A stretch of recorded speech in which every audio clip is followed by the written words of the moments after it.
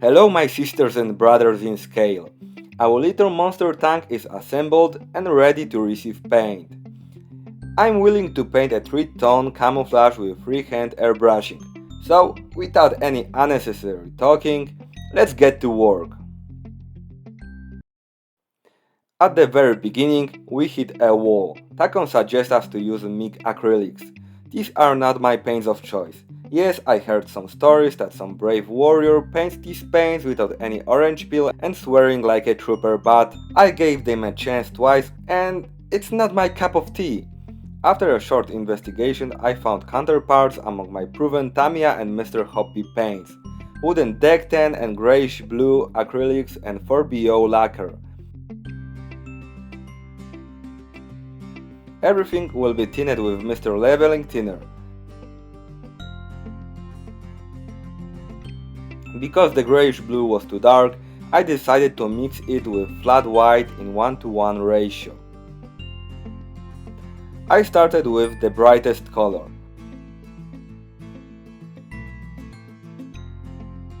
As some of you might have remembered from my JU88 video, brighter colors have worse covering properties. It means we should tint them less with thinners and spray them with lower pressure. If someone asks, I tinned the paint with 6 parts of the thinner and 4 of the color. The air pressure was 1.2 bar.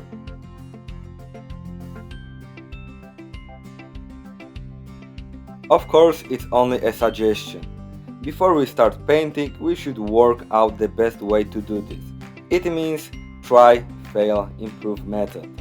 The result is caused by many factors: type of the paint, thinner, air pressure, our airbrush, room temperature, humidity, and of course our skills. Mine are not advanced.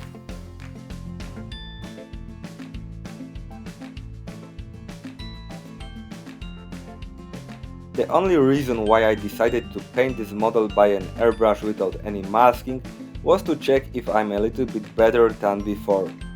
In case any problems, I could cover my unsuccessful results with green, telling you, yes my friends, from the very beginning I wished to paint this model in Russian green.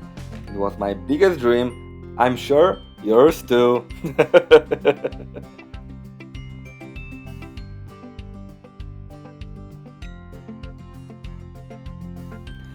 The situation was a little bit more difficult because my airbrush, harder than Steinbach Ultra, hasn't needle locking system. It's easy to pull the trigger a little bit too much, falling into some serious troubles, especially when it takes quite far. It's a similar feeling to driving an old car with a manual gearbox that has days of its glory behind and the clutch works really late. Fortunately, my airbrush is in a good shape and it's just a feature of this model. I decided to use it for my 4 next models, then I will find something more advanced. Some of you may ask me why I'm building a tank while the first series was about an aircraft. Well, I'm an aircraft enthusiast, but building armored vehicles is more relaxing for me. An aircraft model must be kept tidy without any imperfections, maybe some scratches and some color modulations are acceptable. Armored models give me a beautiful feel to play with textures, weathering and they forgive much more. If something goes wrong, you can turn it into a battle damage or anything else.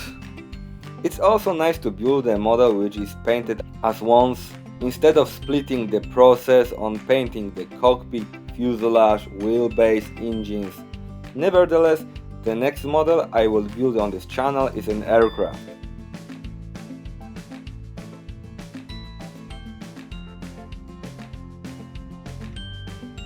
Painting a lacquer paint is one of the coolest feelings. Lacquers are the best paints for an airbrush. They forgive a lot, being very easy to put on every surface. Of course, if you forget about their back-breaking smell and toxicity.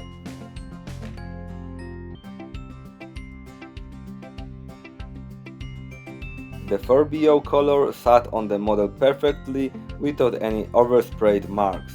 The thinning ratio was 7:3 and the air pressure was 1.5 bar. I even managed to spray this paint with nice color transitions. Nevertheless, lacquers are, and they will have been, a minority in my workshop.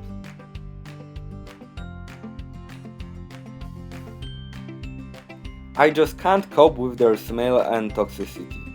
I can only reveal that I'm going to check a very different type of paints for my future projects, so stay tuned.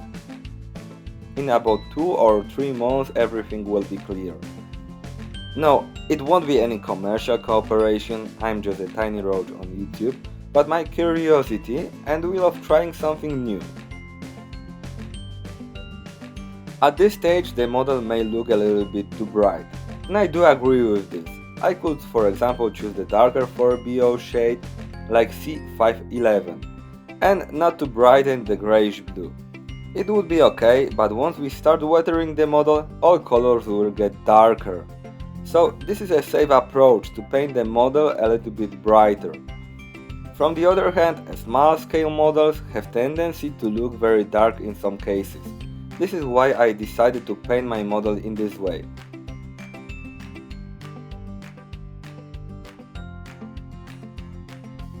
The upcoming videos will verify if I'm right or wrong.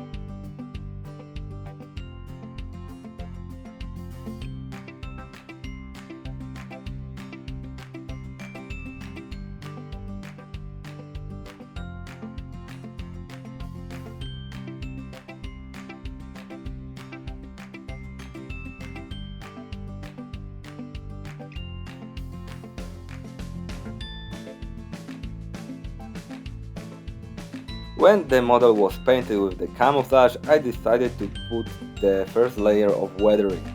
For this I used 2 mixtures of paints prepared from paints that I have little left in the jars. The first one was comprised of sand and dust shades. The second was a mixture of earth and brown tones. Everything was mixed with a generous amount of thinner. Please don't ask me which paints I have exactly used because there were dunkelgelbs, sandy yellows, dust, flat earth, best regards from the flat earth theory fans from around the world, red browns, chocolate, etc. Spraying these paints gave me a base for upcoming weathering process, creating a nice layer of dust, dirt and deposit. Matte splashes or stains can grow from clear metal. Creating a base layer is very helpful. This model should take me 3 more episodes. In the next one I'm going to show you the weathering process by making the surface uneven.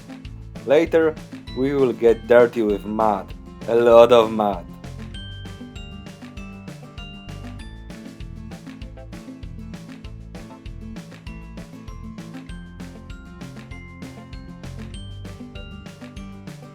Finally, we'll finish this tiny monster tank. And it's all for today's episode. Thank you so much for watching, my friends. Please make sure you subscribe to my channel. If no, then please consider to do it along with hitting the bell icon next to the subscription button. Thanks to it, you won't miss my next video. Because my channel is still in its beginnings, you can also help me to grow it by clicking the thumb up below. Then YouTube knows that people like my content.